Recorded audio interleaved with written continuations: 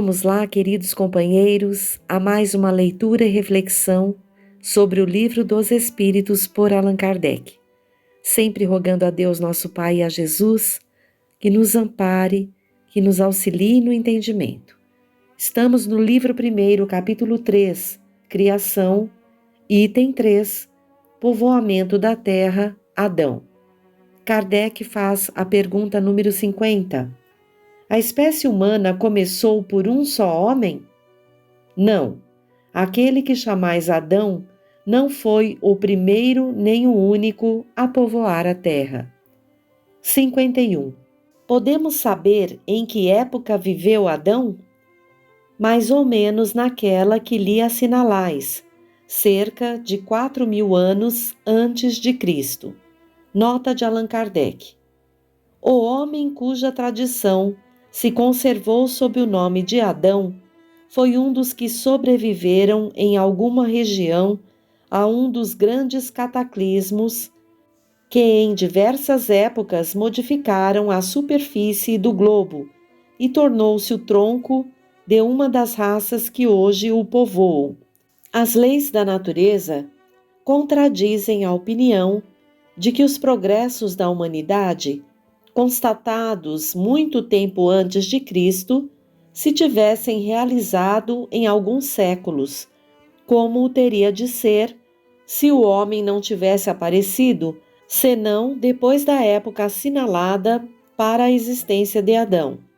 Alguns, e com muita razão, consideram Adão como um mito ou uma alegoria, personificando as primeiras idades do mundo.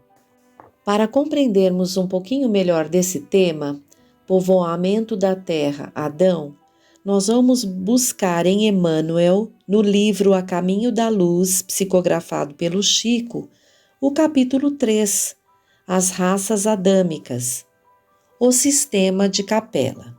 Emmanuel nos diz: nos mapas zodiacais que os astrônomos terrestres compulsam em seus estudos, observa-se desenhada uma grande estrela na constelação do Cocheiro, que recebeu na Terra o nome de Cabra ou Capela, magnífico sol entre os astros que nos são mais vizinhos. Ela, na sua trajetória pelo infinito, faz-se acompanhar igualmente da sua família de mundos, cantando as glórias divinas do ilimitado. A sua luz gasta cerca de 42 anos para chegar à face da Terra, considerando-se desse modo a regular distância existente entre a capela e o nosso planeta, já que a luz percorre o espaço com a velocidade aproximada de 300.000 quilômetros por segundo. Quase todos os mundos que lhe são dependentes já se purificaram física e moralmente, examinadas as condições de atraso moral da Terra, onde o homem se reconforta com as vísceras dos seus irmãos inferiores, como nas eras pré-históricas de sua existência, marcham uns contra os outros ao som de hinos guerreiros, desconhecendo os mais comezinhos princípios de fraternidade e pouco realizando em favor da extinção do egoísmo, da vaidade, do seu infeliz orgulho. Um mundo em transições. Há muitos milênios, um dos orbes da capela, que guarda muitas afinidades com o globo terrestre, atingira a culminância de um dos seus extraordinários ciclos evolutivos. As lutas finais de um longo aperfeiçoamento estavam delineadas, como ora acontece convosco, relativamente às transições esperadas no século XX, neste crepúsculo de civilização. Alguns milhões de espíritos rebeldes lá existiam, no caminho da evolução geral, dificultando a consolidação das penosas conquistas daqueles povos cheios de piedade e virtudes, mas uma ação de saneamento geral os alijaria daquela humanidade que fizera jus à concórdia perpétua para a edificação dos seus elevados trabalhos. As grandes comunidades espirituais diretoras do cosmos deliberam então localizar aquelas entidades que se tornaram pertinazes no crime aqui na terra longínqua, onde aprenderiam a realizar, na dor e nos trabalhos penosos do seu ambiente, as grandes conquistas do coração, e impulsionando simultaneamente o progresso dos seus irmãos inferiores. Espíritos exilados na terra. Foi assim que Jesus recebeu, à luz do seu reino de amor e de justiça, aquela turba de seres sofredores e infelizes. Com a sua palavra sábia e compassiva, exortou essas almas desventuradas à edificação da consciência pelo cumprimento dos deveres de solidariedade e de amor no esforço regenerador de si mesmas. Mostrou-lhes os campos imensos de luta que se desdobravam na terra, envolvendo-as no halo bendito de sua misericórdia e da sua caridade sem limites. Abençoou-lhes as lágrimas santificadoras, fazendo-lhes sentir os sagrados triunfos do futuro e prometendo-lhes a sua colaboração cotidiana e a sua vinda no porvir. Aqueles seres angustiados e aflitos, que deixavam atrás de si todo um mundo de afetos, não obstante os seus corações empedernidos na prática do mal, seriam degredados na face obscura do planeta terrestre, andariam desprezados na noite dos milênios da saudade e da amargura, reencarnariam no seio das raças ignorantes e primitivas, a lembrarem o paraíso perdido nos firmamentos distantes. Por muitos séculos não veriam a suave luz da capela, mas trabalhariam na terra, acariciados por Jesus e confortados na sua imensa misericórdia. Fixação dos caracteres raciais. Com o auxílio desses espíritos degredados, naquelas eras remotíssimas, as falanges do Cristo operavam ainda as últimas experiências sobre os fluidos renovadores da vida, aperfeiçoando os caracteres biológicos das raças humanas. A natureza ainda era, para os trabalhadores da espiritualidade, um campo vasto de experiências infinitas. Tanto assim que, se as observações no mendelismo fossem transferidas a aqueles milênios distantes, não se encontraria nenhuma equação definitiva nos seus estudos de biologia.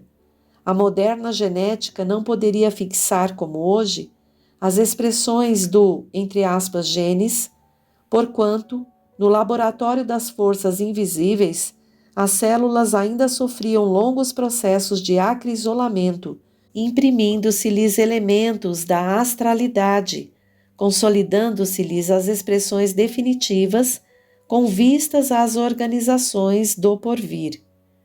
Se a gênese do planeta se processara com a cooperação dos milênios, a gênese das raças humanas requeria a contribuição do tempo, até que se abandonasse a penosa e longa tarefa da sua fixação. Origem das raças brancas. Aquelas almas aflitas e atormentadas reencarnaram proporcionalmente nas regiões mais importantes onde se haviam localizado as tribos e famílias primitivas, descendentes dos, entre aspas, primatas, a que nos referimos ainda há pouco. Com a sua reencarnação no mundo terreno, estabeleciam-se fatores definitivos na história etnológica dos seres. Um grande acontecimento se verificara no planeta. É que, com essas entidades, nasceram no orbe os ascendentes das raças brancas. Em sua maioria estabeleceram-se na Ásia, de onde atravessaram o Istmo de Suez para a África, na região do Egito, encaminhando-se igualmente para a longínqua Atlântida, de que várias regiões da América guardam assinalados vestígios. Não obstante as lições recebidas da palavra sábia e mansa do Cristo, os homens brancos olvidaram os seus sagrados compromissos. Grande porcentagem daqueles espíritos rebeldes, com muitas exceções, só puderam voltar ao país da luz e da verdade depois de muitos séculos de sofrimento expiatórios.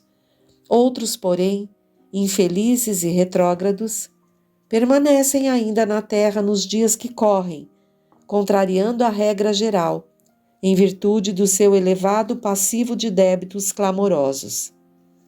4 grandes povos. As raças adâmicas guardavam vaga lembrança da sua situação pregressa, tecendo o hino sagrado das reminiscências. As tradições do paraíso perdido passaram de gerações a gerações até que ficassem arquivadas nas páginas da Bíblia. Aqueles seres decaídos e degredados à maneira de suas vidas passadas no mundo distante da capela, com o transcurso dos anos, reuniram-se em 4 grandes grupos que se fixaram depois nos povos mais antigos, obedecendo às afinidades sentimentais e linguísticas que os associavam na constelação do cocheiro. Unidos novamente na esteira do tempo, formaram desse modo o grupo dos Árias, a civilização do Egito, o povo de Israel e as castas da Índia. Dos Árias descende a maioria dos povos brancos da família indo-europeia.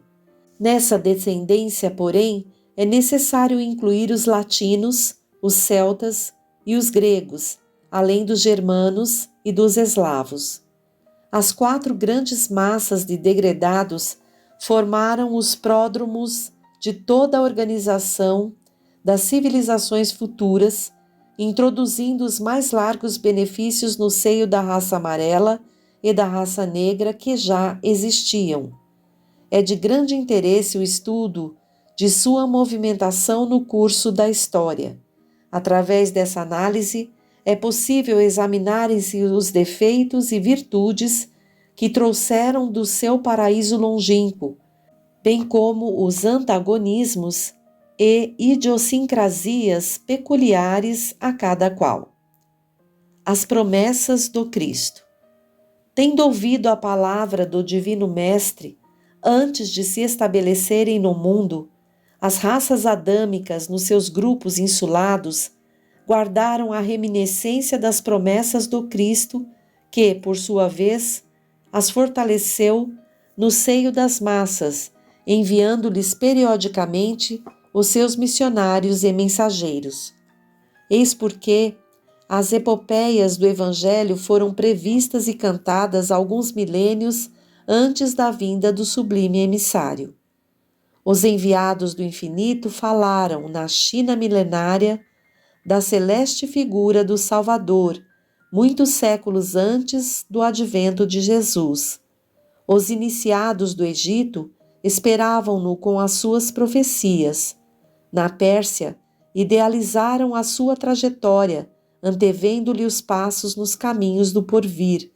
Na Índia Védica, era conhecida quase toda a história evangélica, que o sol dos milênios futuros iluminaria na região escabrosa da Palestina, e o povo de Israel, durante muitos séculos, cantou-lhe as glórias divinas na exaltação do amor e da resignação, da piedade e do martírio, através da palavra de seus profetas mais eminentes.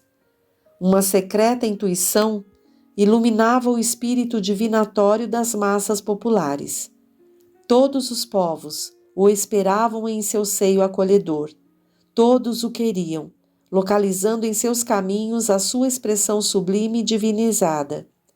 Todavia, apesar de surgir um dia no mundo, como alegria de todos os tristes e providência de todos os infortunados, à sombra do trono de Jessé, o Filho de Deus em todas as circunstâncias seria o Verbo de luz e de amor do princípio, cuja genealogia se confunde na poeira dos sóis que rolam do infinito. Nota de Emmanuel. Entre as considerações acima e as do capítulo precedente, devemos ponderar o interstício de muitos séculos.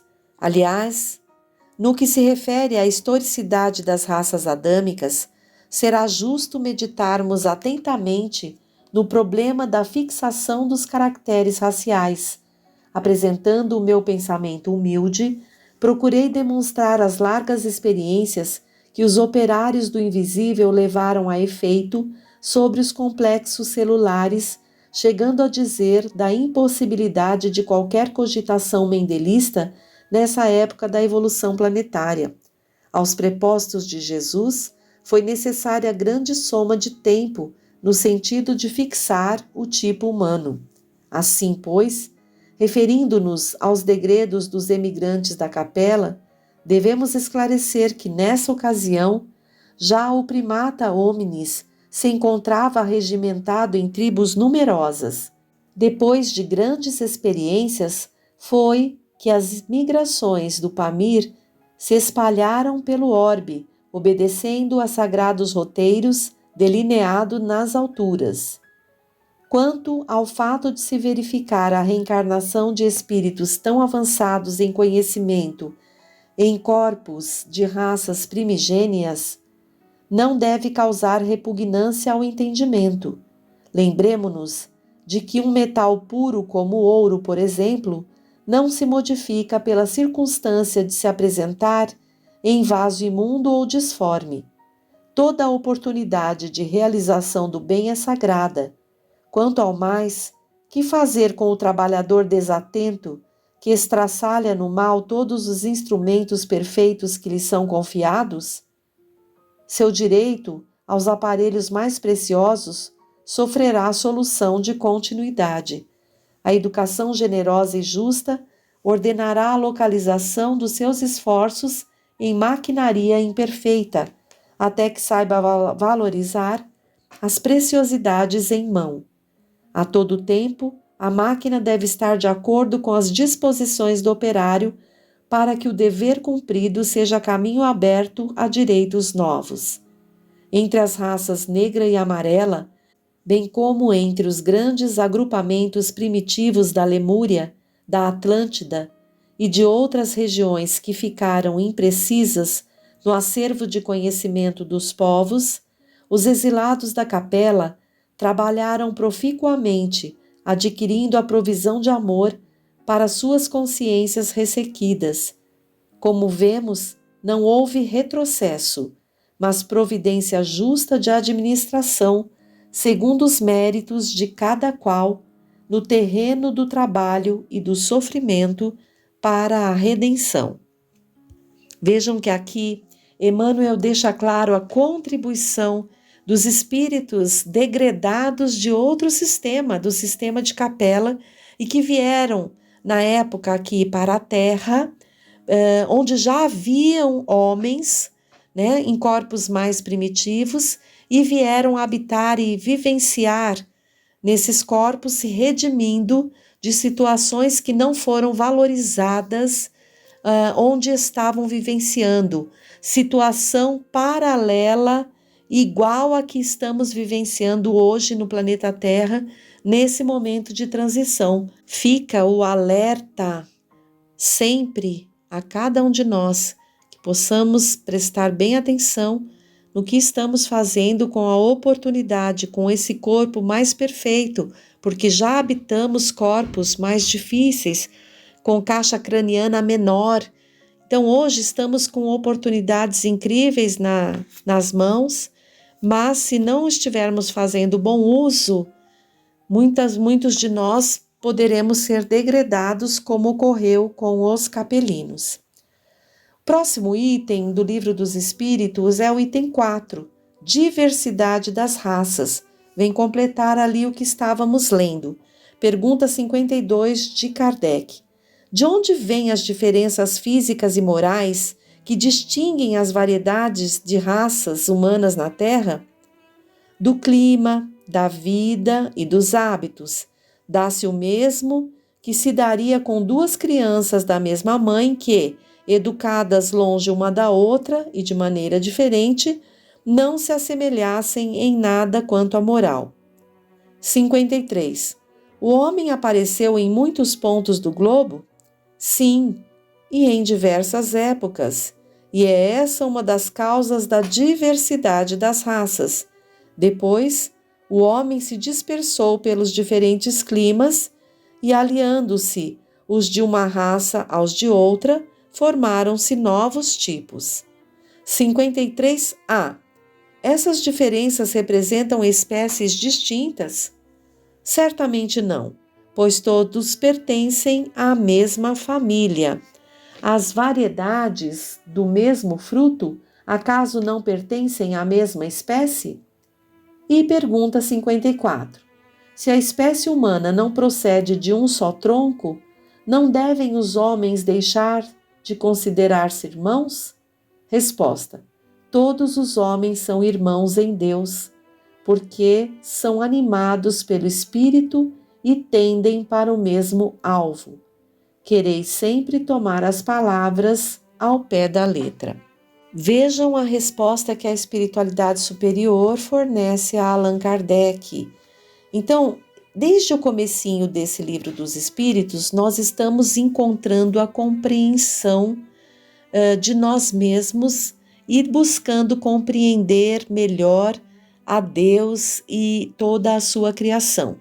Então já vimos que Deus é Pai de amor e bondade e criou tudo e todos o que existe no universo é criado por Deus.